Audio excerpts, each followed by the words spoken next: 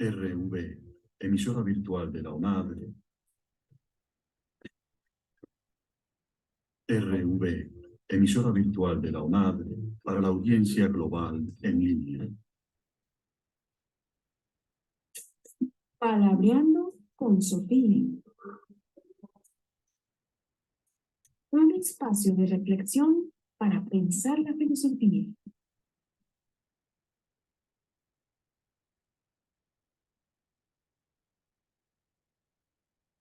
Un saludo a nuestra radio audiencia.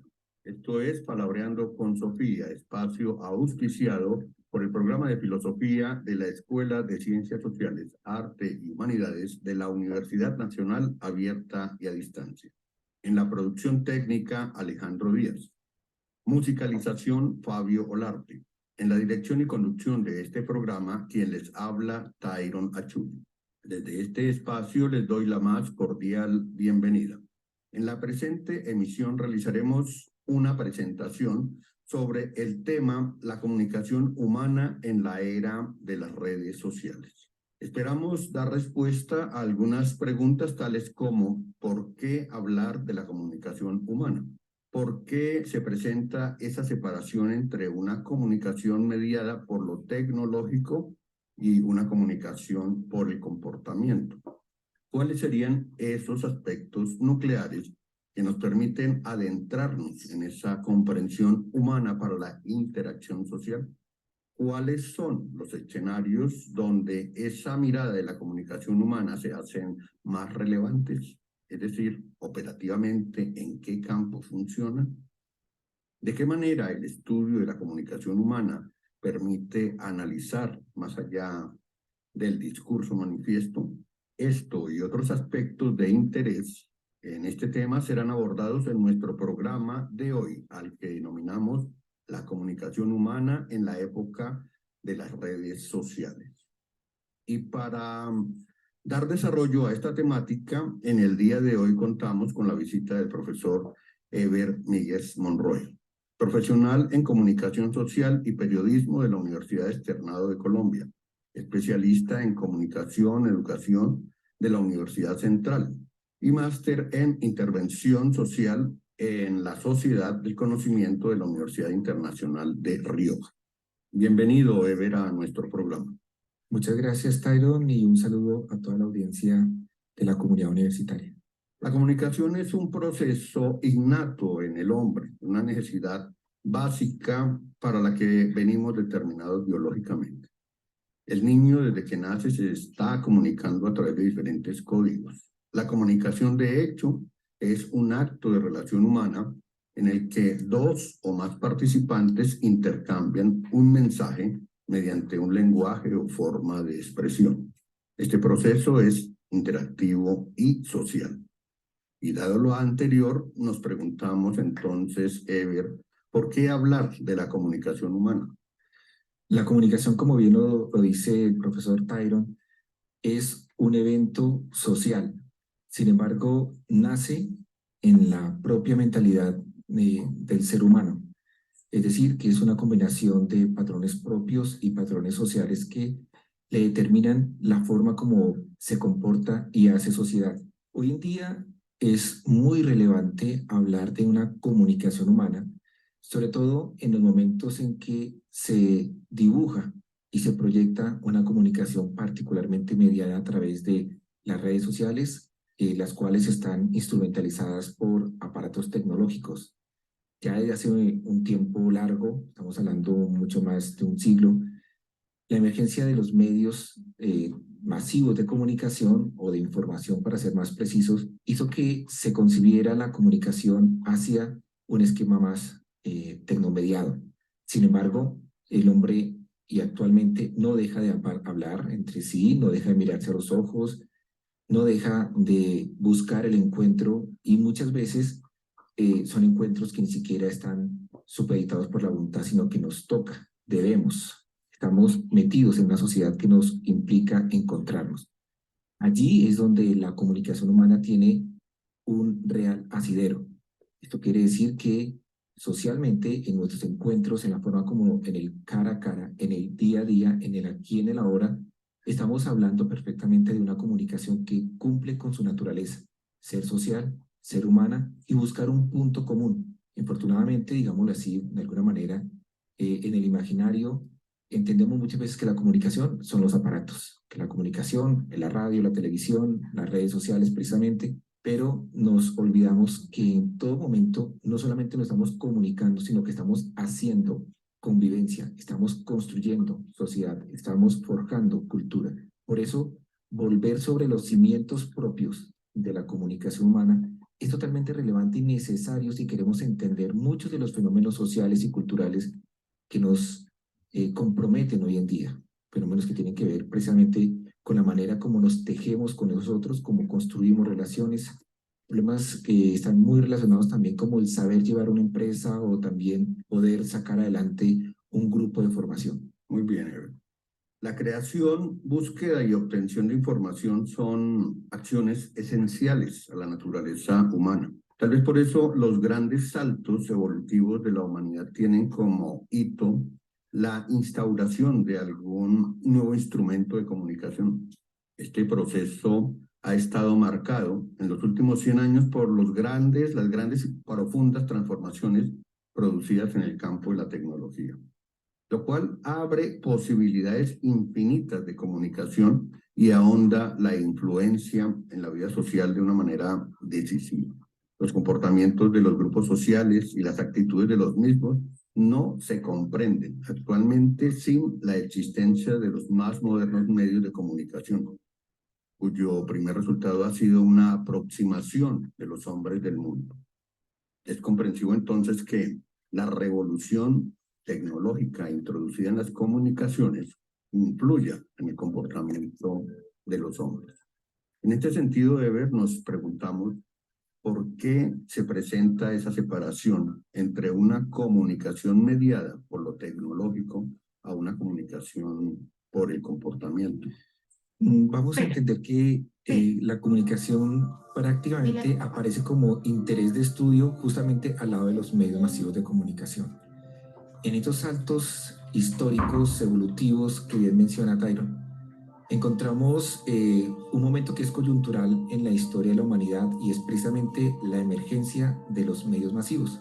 Pero estos medios no están separados de unas, digámoslo de esta manera, unas estructuras muy definidas en lo que es la maquinaria de Estado, la maquinaria económica, maquinaria de poder. Los medios, la prensa primero, también estaba la radio, después viene la televisión y todo lo demás, están muy anclados de estas instancias que definen no solamente una forma de comportarse y de actuar, sino también una forma de dominar, de controlar. No es extraño ya para todos la incidencia que tuvieron los grandes medios de comunicación, la radio, la televisión, la misma prensa en las épocas de guerra. Para Hitler, por ejemplo, fue una herramienta poderosa y ahí se entendió la incidencia que se tiene. Así que cuando aparecen estas fuertes tendencias de manejo que son totalmente verticales, totalmente instrumentales, totalmente definidas, idealizadas y politizadas, pues comienza también a emerger un pensamiento reflexivo. Es decir, ahí es cuando comienza a aparecer un quiebre o una necesidad de reflexión que para muchos puede estar relacionada con esas escuelas críticas que aparecieron en Europa, pero que particularmente en América comienzan a tener un matiz un poco diferente. Había que pensar de forma crítica lo que se estaba haciendo de manera funcional, pero también había que buscar la manera no solamente de ponerlo en términos de crítica, sino también en términos de práctica sobre la crítica. Y es allí cuando comenzamos a volver a pensar sobre la comunicación humana. Es decir, saltamos de lo instrumental a repensar el origen natural de la comunicación que es humana.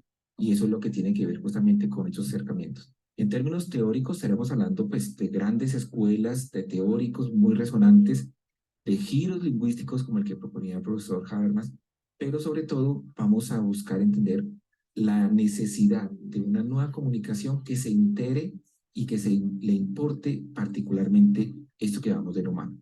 Entonces hablaríamos también de un giro hacia la necesidad de recuperar el entendimiento y el forjamiento de una comunicación humana.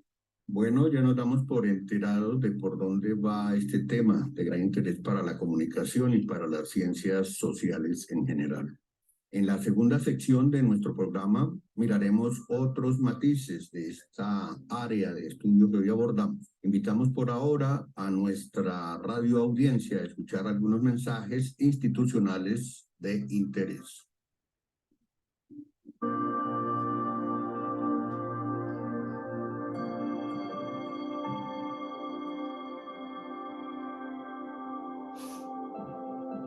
Ciencia global en línea. Espacios conceptuales tácitos. Retomamos. En este programa estamos abordando una exploración teórica de conceptos de interacción, visto desde algunos espacios conceptuales tácitos que se insinúan como muy importantes. ¿Cuáles serían esos aspectos nucleares que nos permiten adentrarnos en esa comprensión humana para la interacción social? Bueno, ese es el punto que nosotros diríamos en un ambiente académico como un punto galleta. Es decir, que hay que tomarlo, crujirlo, masticarlo, porque es en la interacción de nosotros nos hacemos sociedad. Y es ahí donde estamos definiendo el tipo de sociedad que somos, la cultura que somos. Así que hay que pensarlos como un todo. Esto es decir, un conjunto complementario, sistémico, donde todo termina teniendo una injerencia sobre los demás. Si usted es de las personas que no hace la fila o se salta en el transporte público, la entrada se cuela, pues como decimos comúnmente, usted puede estar pensando que se está ahorrando una plata o que está siendo más vivo que los demás, pero al mismo tiempo está educando o está forjando una idea de sociedad a las demás personas. Es decir, que está alimentando una idea de cómo ser sociedad. Y ahí comienza a construirse toda una estructura de comportamiento en la cual nos definimos como somos. Efectivamente, ustedes habrán escuchado que hay otras sociedades en las cuales el orden, la pulcritud hace parte de los comportamientos sociales y, claro, se construyen a partir de comportamientos que nacen en la propia reflexión mental, digamos, de cada uno de nosotros, pero que son sociales, como dijimos al principio, pero que terminan diciendo y conformándonos la manera como vamos a hacer y cómo nos identificamos. Por eso es que a veces decimos, mire, es que los costeños son así, es que los pasteños son así, es que la gente de la costa pacífica son de esa manera y los bogotanos. Es decir, en nuestros comportamientos estamos comunicando lo que somos. Entonces, puntos nucleares, verlos como un sistema, pero por supuesto, comprender la manera como se va construyendo ese sistema, que es precisamente en esas primeras interacciones que se forjan en casa. De allí la relevancia que eso debe tener con la educación, pero con la educación que surge en relación con padres de familia. No por mandar a los muchachos al colegio se asume que allá se tiene toda la comunicación y toda la educación que se requiere para vivir una vida ciudadana. De otra manera de decirlo es que la ciudadanía se construye en la casa, en la manera como no solamente se saluda, cómo se tratan los papás, cómo se conversan, cómo se le dirige la palabra al otro, o cómo se guardan inclusive los silencios. Toda esta comunicación va forjando una sociedad que nace en el hogar. Son puntos nucleares donde también tendríamos que entrar a conjugar la manera como nos movilizamos, la manera como manejamos el espacio, cómo respetamos lo público, cómo respetamos lo privado, sin mencionar muchas veces una sola palabra.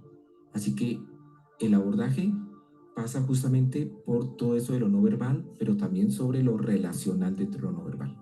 Muy bien. Es evidente que el medio en sí transforma no solo el mensaje, sino a quien lo emite y recibe, formando parte de un sistema que se encuentra limitado por las interacciones que son posibles o que tienen lugar. Siguiendo el hilo de lo ya dicho antes, Ever, ¿cuáles serían esos escenarios donde esa mirada de la comunicación humana se hace más relevante?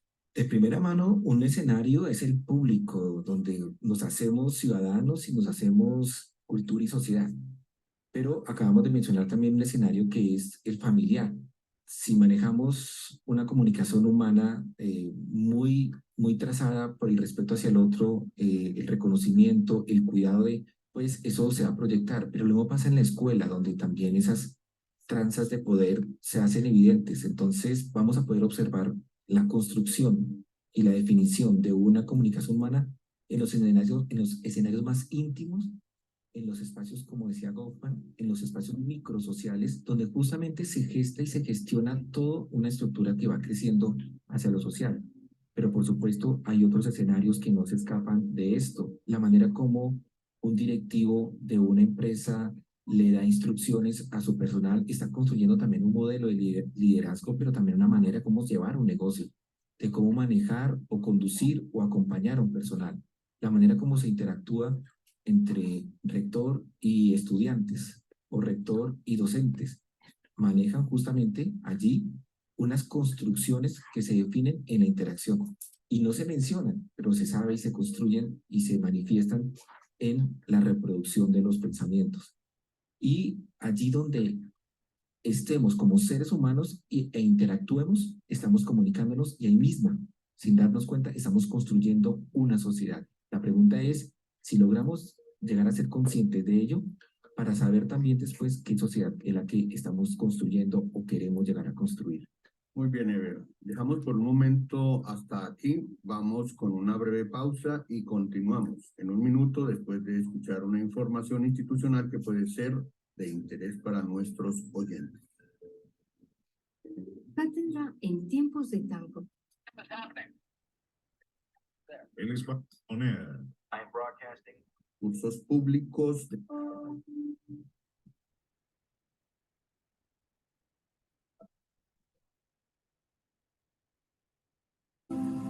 Muy bien, continuamos con lo que veníamos. Los discursos públicos desempeñan un papel determinante en la construcción y reproducción ideológica, es decir, en la producción y reproducción de los valores sociales y su estudio cualitativo. Esto bien justifica un análisis de los discursos públicos como medio para avanzar en el conocimiento de los procesos sociales.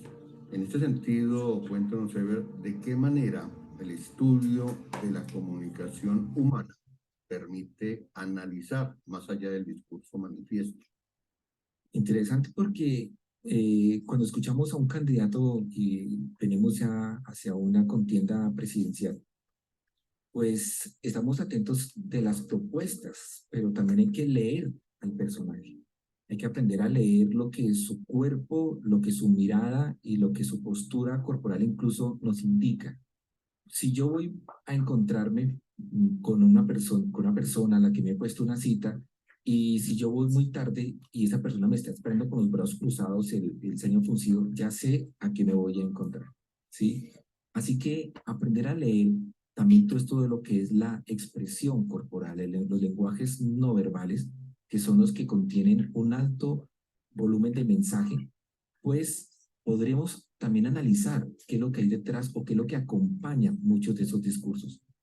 En este momento, precisamente, se ha venido analizando con mayor insistencia cómo son esos mensajes no verbales de políticos como el presidente norteamericano, el soviético o la antigua o la anterior contienda por la presidencia para la Casa Blanca.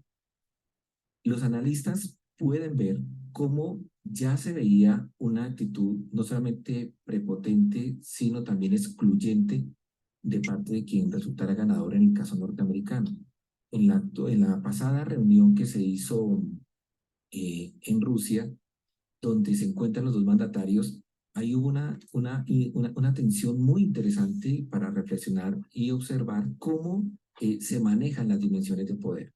El uno dándole golpes en la espalda al otro, sujetándolo, interponiendo su cuerpo justamente para bloquear y señalar de una manera intimidante quién es el que domina a quién. Por supuesto que la reacción del contrincante, en este caso Putin, trata de ser equivalente, mostrar también cierto menosprecio, mostrar cierto distanciamiento e invadir con su cuerpo y sus manifestaciones kinésicas cómo es que es el líder, particularmente teniendo en cuenta que él era el quien recibía al mandatario norteamericano.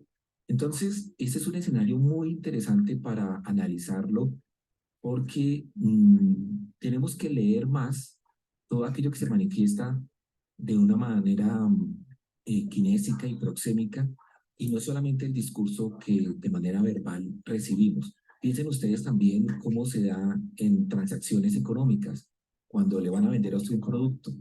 Usted puede calcular qué tan confiable puede ser la persona en la manera como maneja sus microexpresiones, que es otro de los escenarios donde se comienza a analizar con mayor profundidad esos aspectos.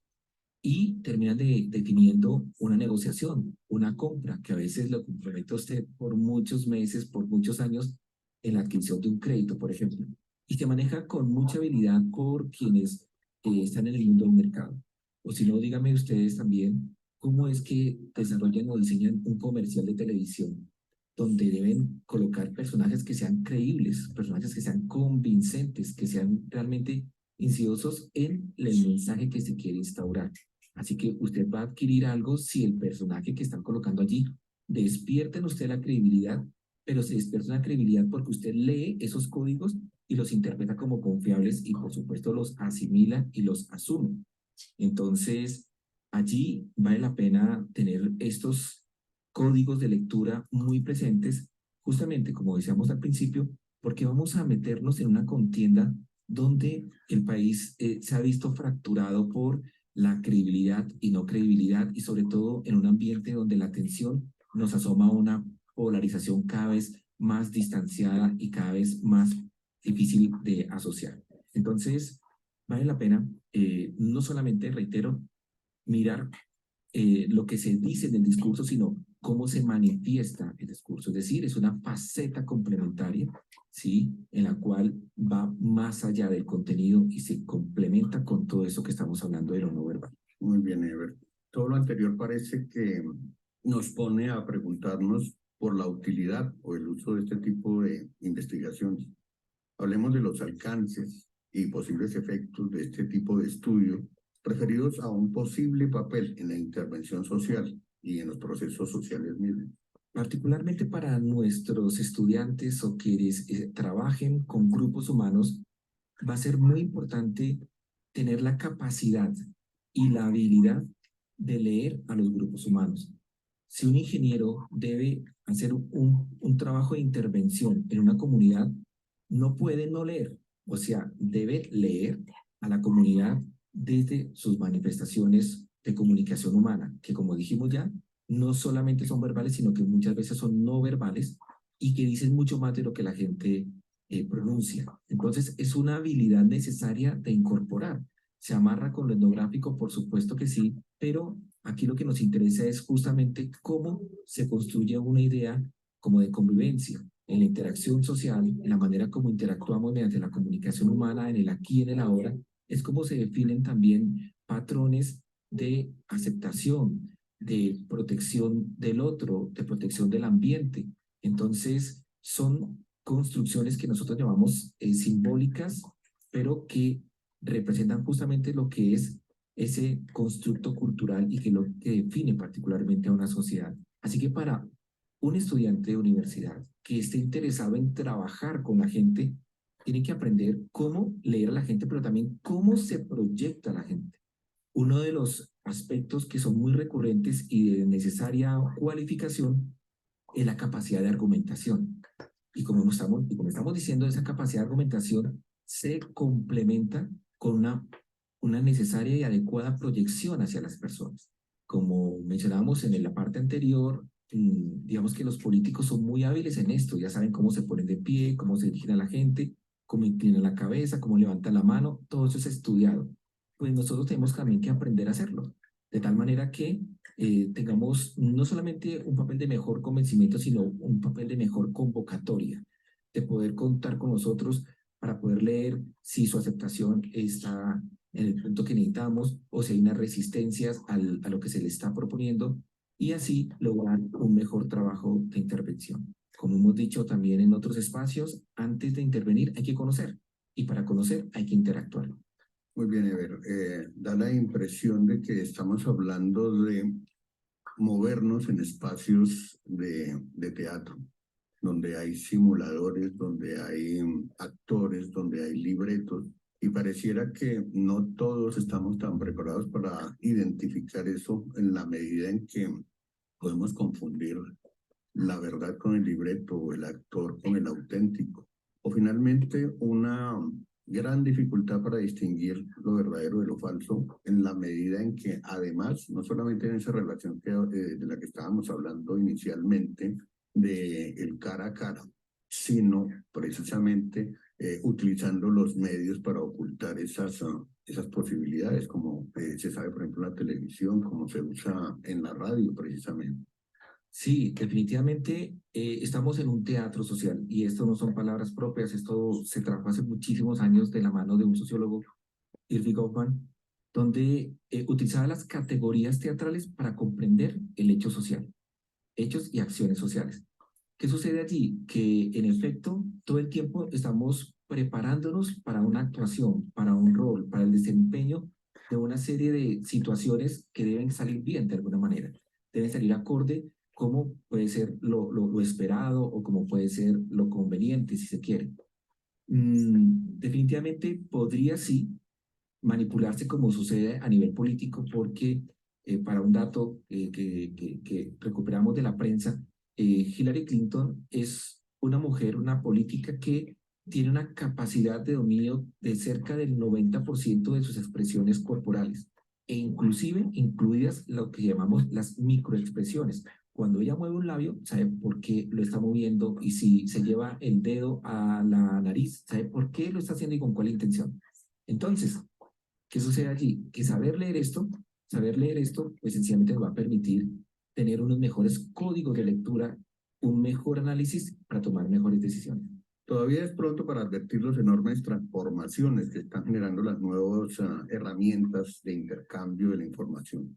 Ya no solo en las comunicaciones humanas, sino a nivel general, en la organización social y en el comportamiento humano. Pero ya podemos apreciar el nuevo entorno que generan las redes sociales y su enorme influencia. Pese a ello, es claro que el campo de la comunicación humana, vista desde el comportamiento, es un enorme campo abierto a la investigación y al desarrollo, más allá del mundo de las redes sociales contemporáneas. Y con esto llegamos al final de nuestro programa. Agradecimientos a la Vicerrectoría de Medios y Mediaciones por hacer posible la realización de este espacio. Agradecemos igualmente al profesor Eber Míguez Monroy por compartir con nosotros parte de sus conocimientos sobre este tema. Saludamos igualmente en Medellín a CES Radio de la Universidad CES de Medellín, que muy amablemente retransmite nuestro programa. Nos acompañó Tyron Achuri, docente del programa de Filosofía de la Escuela de Ciencias Sociales, Arte y Humanidades. Hasta una próxima oportunidad.